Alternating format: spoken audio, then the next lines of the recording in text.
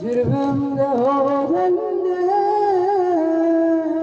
cüdayım, kapında bir köle baktı karayım.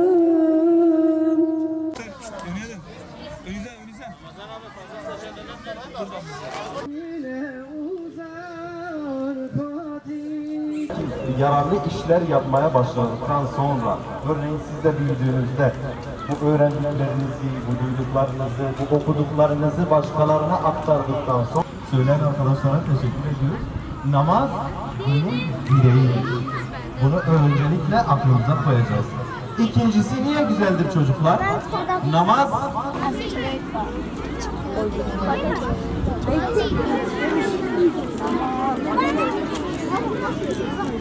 Hepinize çok teşekkür ederim arkadaşlar. Beni dinlediğiniz için tekrardan minnettarım.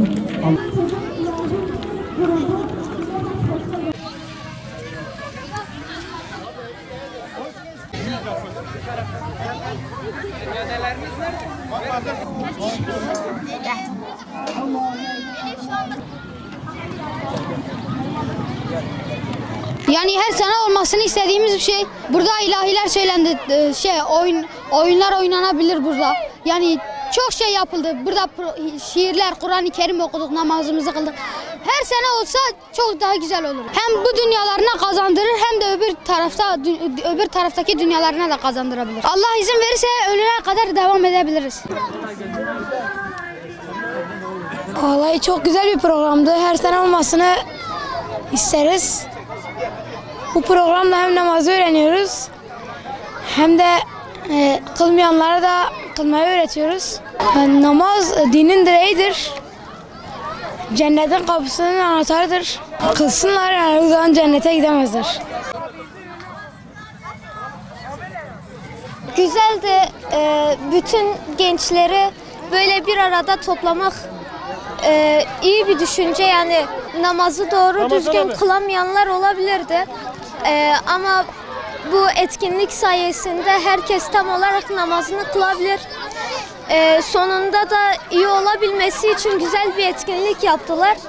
İyiydi yani. Tavsiyem aileleriyle birlikte 5 vakit namazı düzenlice kılmaları lazım.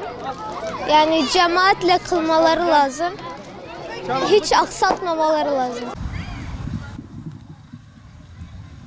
Çok güzel bir programdı. Kur'an-ı Kerim okuduk. Güzeldi. Namazımızı kıldık. Yapanlardan Allah razı olsun. 5-6 senedir namazıma başladım. Hala devam ediyorum. Allah'a şükür namazımı kılıyorum. Ömrümün sonuna kadar. Oyunlar da oynanabilir, tiyatro olabilirdi, her sene olabilir. Çok güzel olmuştu. Sizlere teşekkür ediyoruz. Namaz kılmazlarsa cehenneme giderler. Onlar için bunu söyleyebiliriz. Hayatla namazla güzeldi, gelmeyi çok sevdim. İnşallah bir daha geliriz. Bir daha bir şey öğreniriz.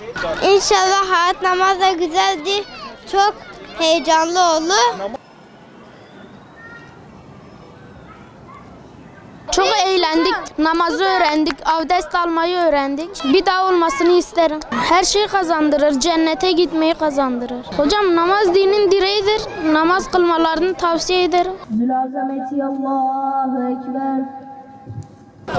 Çok güzeldi. İlahileri çok güzeldi. Şiirleri çok güzeldi. Buraya geldiğim için çok şanslıyım. Gelen kişiler de çok şanslı.